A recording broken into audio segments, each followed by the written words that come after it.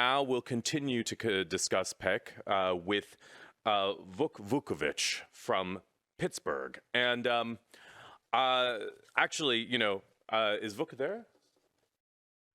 I believe so. Well, I happen to have a hat with me just randomly that could either be for Prame or for Nam June Paik or perhaps for the Pittsburgh Pirates, depending on who's looking at it. So in any case, Vuk is a PhD student at the University of Pittsburgh. He's focused particularly on questions of methodology and intellectual history, and he's looking at the exhibition of time-based media, video art history, and the work of Nam June Paik. So thank you. If I had a hat with a V on it, I would also wear that for you, but today there's only the letter P. So thank you very much, and let's have a round of applause for Vuk. I appreciate that. Thank you so much for that incredible introduction. Couldn't have said it better. Hi, everybody. I'm joining you today from Pittsburgh. I'm originally from Montenegro, so again, thank you all for staying later than it is. I know it's 6 p.m. almost over there, so I appreciate that. In this regard, again, I want to thank everybody who has organized this symposium. I have been to many conferences as an academic, and I want to say this is probably the smoothest virtual symposium I have attended in my life. So again, congratulations to everybody who has been put it today and is going to do it tomorrow.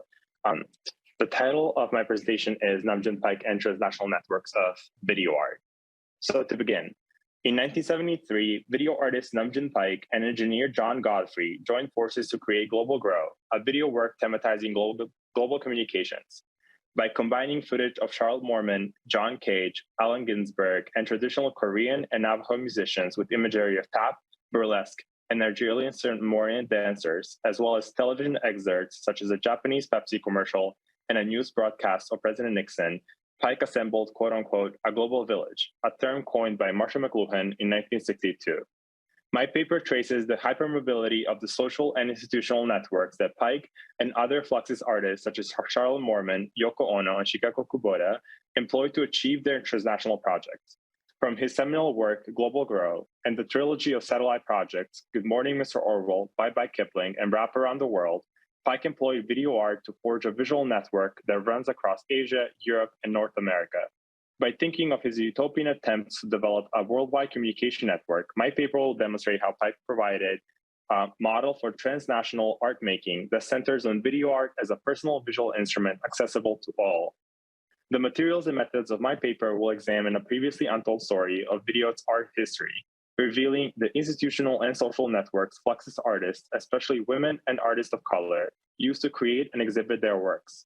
By including rare archival material and oral history interviews with key players who participated in these projects during the early days of the field, my paper will present the networks overlooked by the mainstream history of video art. In uncovering these transnational networks, I will therefore contribute to current trends in art historical scholarship, which moves away from traditional art historical approaches, the privileged regressive, and essentializing notions of national identity. In the inaugural issue of Radical Software, Paik contributed a short essay in which he wrote, quote, "I'm particularly sensitive about the East-West problem." A professor in Kyoto University wrote, quote, "If West knows about East only 1/10 of what East knows about West, there will be no war," end quote. This early sentiment indicates Paik's active thinking on the subject of global connectedness, which would not be possible to achieve without a vast network of social and institutional networks. In my paper, I will define social and institutional networks as individuals or groups of individuals consisting of artists, curators, and technicians on one end, and art institutions, broadcasting stations, state and private funding bodies on the other, that made Paik's transnational projects possible. Paik is considered a major artist, as evident from numerous retrospective exhibitions, films, publications, and symposia such as this one, all which are contributing to making Paik the key figure of history of video art. However, the unique aspect of Paik as an artist was and remains his transnational networks of individuals and institutions that helped realize his border-crossing projects.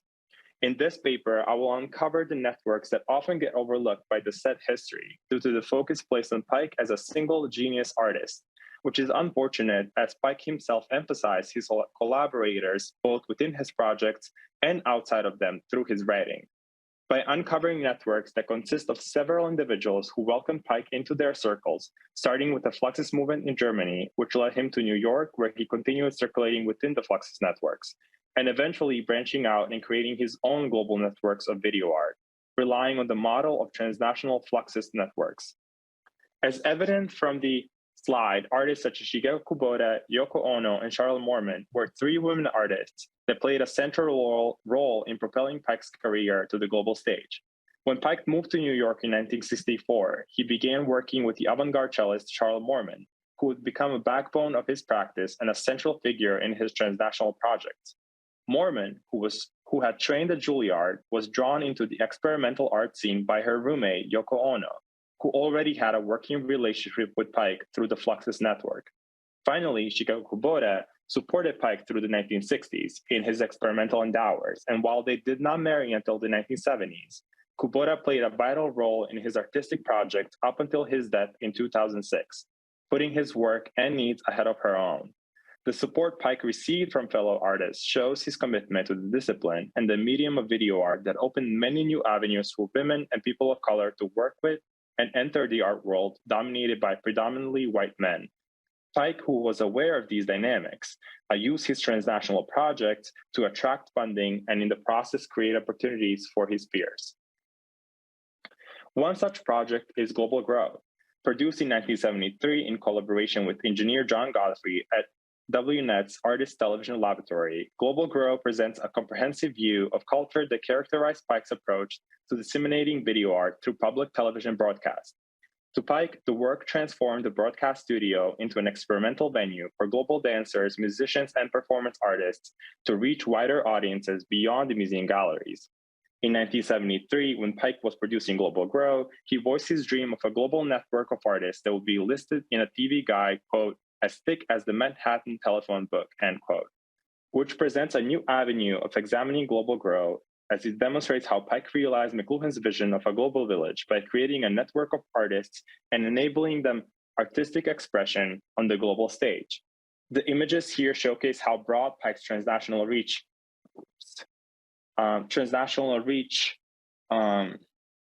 was in this video and how his work presented an alternative to the strictly controlled public programming. In this way, Pike achieved the vision of McLuhan from the 1960s, where the, quote, globe itself can never again be more than a village, end quote.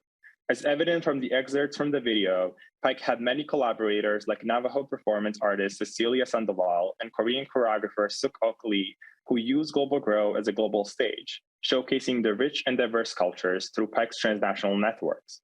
While Global Grow is one of the earliest works thematizing global communication, it was only the predecessor to the rich multi-channel projects that would connect and expand his transnational networks of video art. In the promotional poster on the left, two things are evident. One, this work would not be possible without the artistic force of Moorman, which is quite literally at the center of the poster, while Pike is off to the side with the TV Guide logo covering his face, almost indicating his vision of creating a phone book or network of artists with his mind being the hive of these connections. And two, the extensive outreach of his individual and institutional networks that made the project possible. Both in the poster and at the end credits of Global Grow, Pike presented a broad range of artists and engineers who put the work together on one end and of public and private institutions that made the project viable, all while the video of Nigerian tribe dancing plays in the background. This was an interesting choice of editing, as it indicates how the US state and private institutions had an interest in promoting global connections through Pike's transnational projects during the Cold War politics.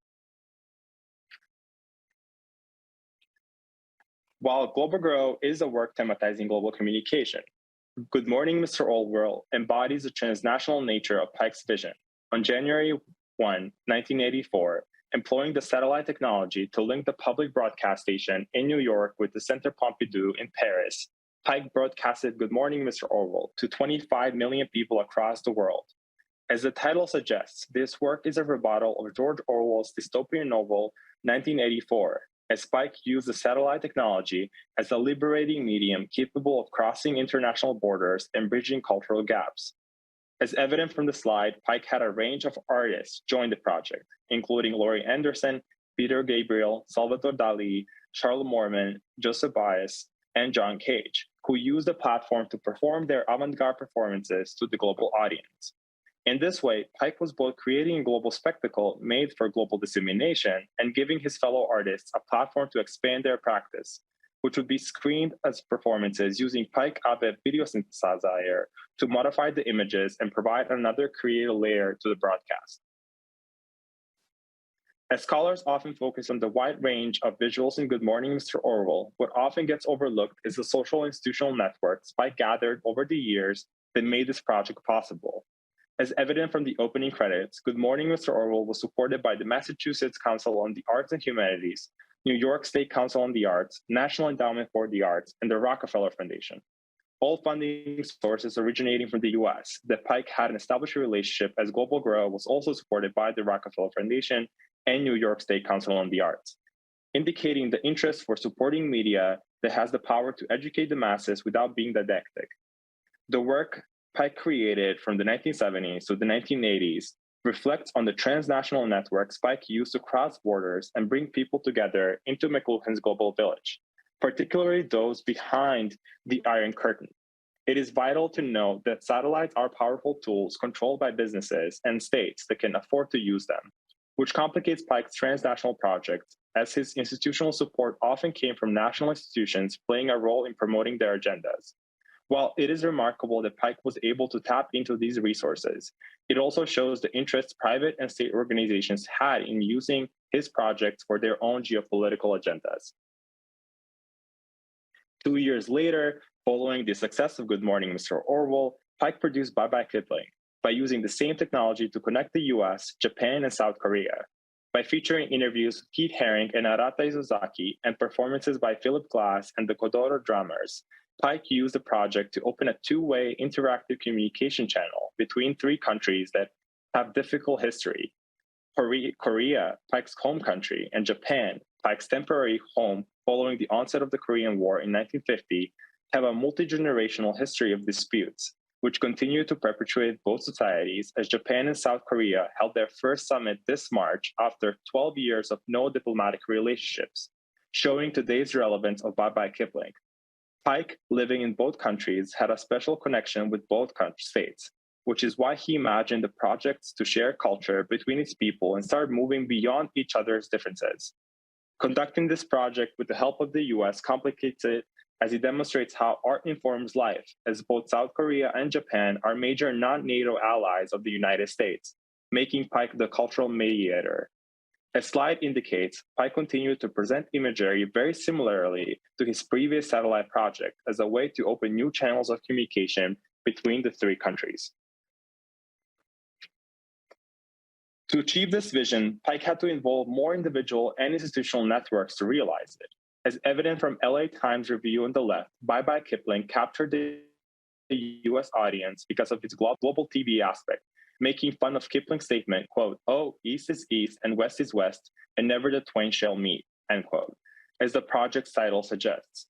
On the right, it shows that Pike could not create this work without 7 of its major supporters, all of them new except the Rockefeller Foundation that continued to support his global vision, while all others, including Sony and Samsung, demonstrate the involvement of major rival technological companies from both countries, reinforcing the geopolitical scope of the work.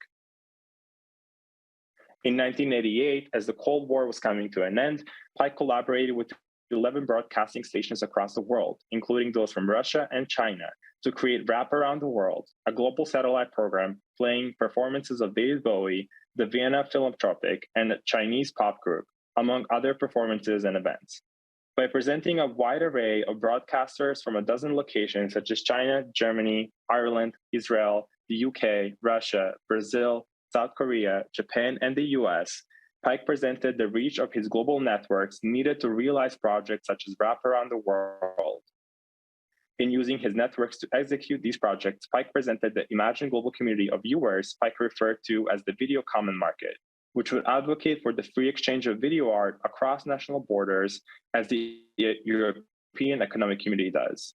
By examining his transnational networks, this paper presents the complexity of Pike's personal, national, and global identity in the context of media multiplicity. The last satellite project, as seen from the slide, has the largest network of institutions come together and support it.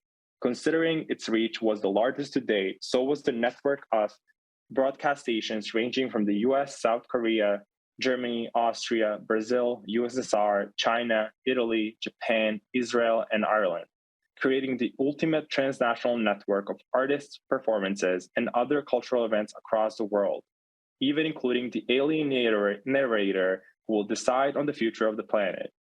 In this way, the final satellite project marks the ultimate transnational connection of social institutional networks that made the work possible. Let's show a quick video.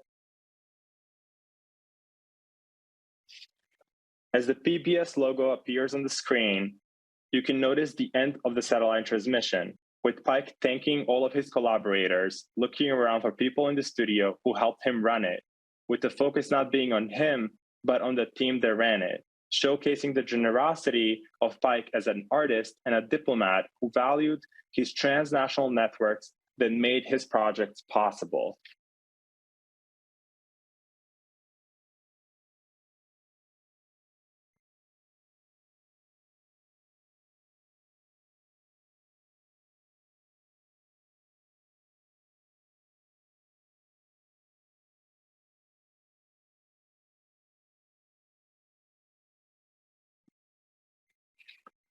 No one can argue Paik was a global visionary who used new technologies to accelerate his agenda and make groundbreaking works.